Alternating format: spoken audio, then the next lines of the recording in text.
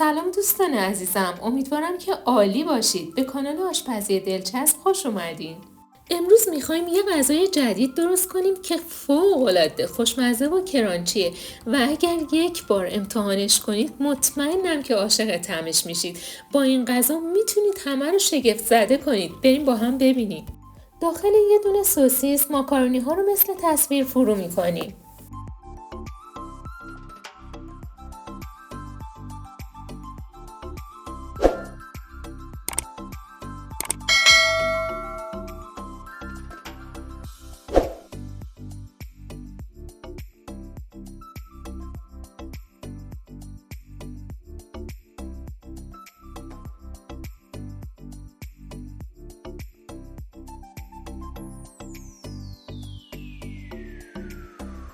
توی یه ظرف آب میریزیم و میذاریم جوش بیاد.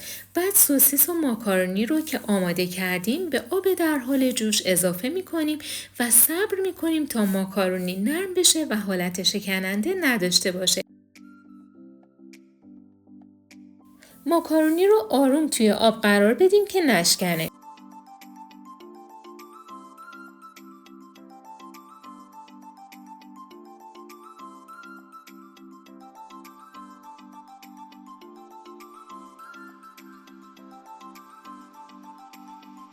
ماکارونی که نرم شد شعله رو خاموش میکنیم و از آب خارجشون میکنیم. حالا کف ظرف مقداری پودر سوخاری میریزیم. ماکارونی و سوسیس رو توی ظرف قرار میدیم. روی ماکارونی سس کچاپ میریزیم.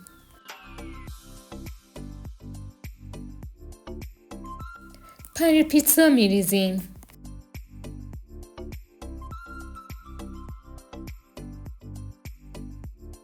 سوسیس خرد شده اضافه میکنیم. حالا مواد رو رول میکنیم.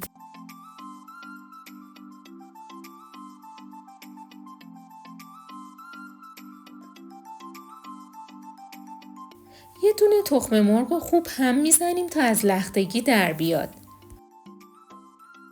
کمی نمک و فلفل قرمز اضافه و مخلوط میکنیم.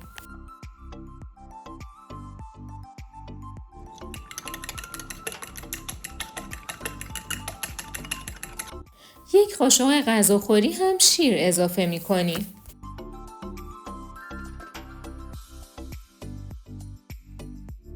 حالا روی رول خوشمزمون مقداری پودر سوخاری میریزیم. تخم مرغی که آماده کرده بودیم و میریزیم. مجددا پودر سوخاری میریزیم. توی این مرحله من از پودر پانکو استفاده کردم که چون یه مقدار درشت بود آسیابش کردم. حالا میریم که سرخش کنیم. مقداری روغن در تابه میریزیم و اجازه میدیم که گرم بشه. رولی که آماده کردیم و داخل روغن قرار میدیم و سرخ میکنیم. یک طرف که سرخ شد برمیگردونیم طرف دوم هم سرخ میکنیم. هر دو طرفو که سرخ کردیم از روغن خارج میکنیم.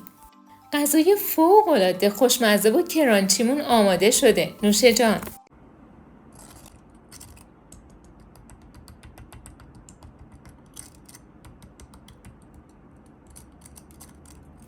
این غذا بی نهایت خوشمزه است. پیشنهاد میکنم حتما امتحانش کنید. دوستان عزیزم ممنون از همراهیتون. لطفاً اگر این ویدیو رو دوست داشتید لایکش کنید، کانالم رو سابسکرایب کنید و زنگوله رو بزنید که اگر ویدیوی جدید گذاشتم با خبر بشید.